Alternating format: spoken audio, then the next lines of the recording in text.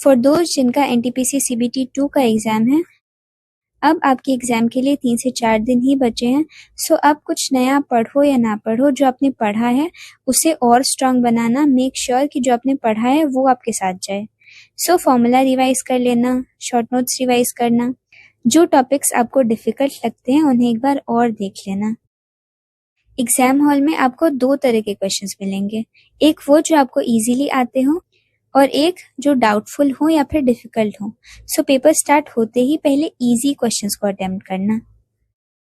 एक क्वेश्चन आपको maximum 1 mark ही दे सकता है, लेकिन अगर गलत हो जाए तो 1/3 ले भी जाएगा।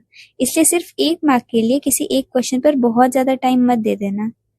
एक रॉन्ग आंसर सिर्फ आपके मार्क्स नहीं लेता, साथ साथ में आपका टाइम और कॉन्फिडेंस भी ले जाते हैं। इसलिए पहले फोकस सिर्फ उन क्वेश्चंस पर रखना जो कंफर्टेबली सॉल्व हो पा रहे हैं। And remember, 3-4 questions intentionally difficult या फिर टाइम कंज्यूमिंग होंगे ही। पेपर इसी तरह से डिजाइन किया जाता है ताकि प्रेशर क्रिएट हो। So don't panic. एक डाउटफुल क्वेश्चन को अटेम्प्ट करने के लिए 2-3 क्वेश्चंस खराब मत कर देना। और अगर किसी डाउटफुल क्वेश्चन को अटेम्प्ट करना ही है तो तभी अटेम्प्ट करना जब कम से कम 2 ऑप्शंस आप कॉन्फिडेंटली एलिमिनेट कर पा रहे हैं। ब्लाइंड गेसिंग अवॉइड करना। फर्स्ट राउंड में सिर्फ इजी क्वेश्चंस को अटेम्प्ट करना। जो क्वेश्चंस इमीडिएटली सॉल्व ना हो उन्हें मार्क फॉर रिव्यू करके आगे बढ़ जाना।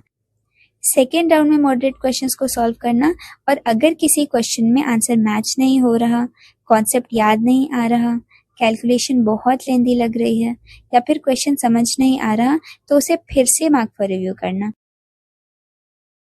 आपके लिए हर क्वेश्चन अटेम्प्ट करना जरूरी नहीं है।